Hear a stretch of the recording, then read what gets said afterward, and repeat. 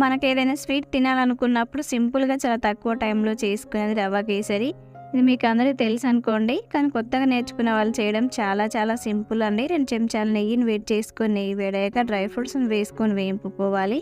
వీటిని తీసి పక్కన పెట్టేసుకొని అదే నెయ్యిలో కప్పు రవ్వను వేసుకొని 5 నిమిషాల పాటు బాగా వేయింపుకోవాలి. రవ్వ అంతా ఇలా కలర్ మారిన తర్వాత ఇందులో 3 కప్పుల వేడి వేడి వాటర్ పోసుకొని బాగా కలుపుకోవాలి. లేకుంటే రవ్వ ఉండలు కడుతుంది. రవ్వను ఒక 5 నిమిషాల పాటు ఉడికించుకోవాలి. రవ్వ అంతా ఇలా ఉడికిన తర్వాత ఇందులో కప్పు చక్కెర వేసుకొని కలుపుకోవాలి. మీరు ఒకవేళ తీపి ఎక్కువ తినే వాళ్ళు అనుకుంటే ఇంకో హాఫ్ కప్పు వేసుకోండి. చక్కెర కరిగేంత వరకు ఉంచుకోవాలి. చక్కెర కరిగిన తర్వాత రవ్వ ఇలా పలుచగా అయినప్పుడు ఇందులో ఫుడ్ కలర్, ఇలాచీ పౌడర్, డ్రై ఫ్రూట్స్ వేసుకొని అంతా కలిసేలా కలుపుకోవాలి. ఫుడ్ కలర్ మాత్రం పూర్తిగా మీకు ఆప్షనల్ అండి. మీకు నచ్చితే వేసుకోండి, లేకుంటే వేసుకోకండి. 1 నిమిషం పాటు ఉంచుకొని స్టవ్ ఆఫ్ చేసుకోవడమే. వావ్! నోట్లో పెట్టుకుంటే ఇట్టే కరిగిపోతుంది.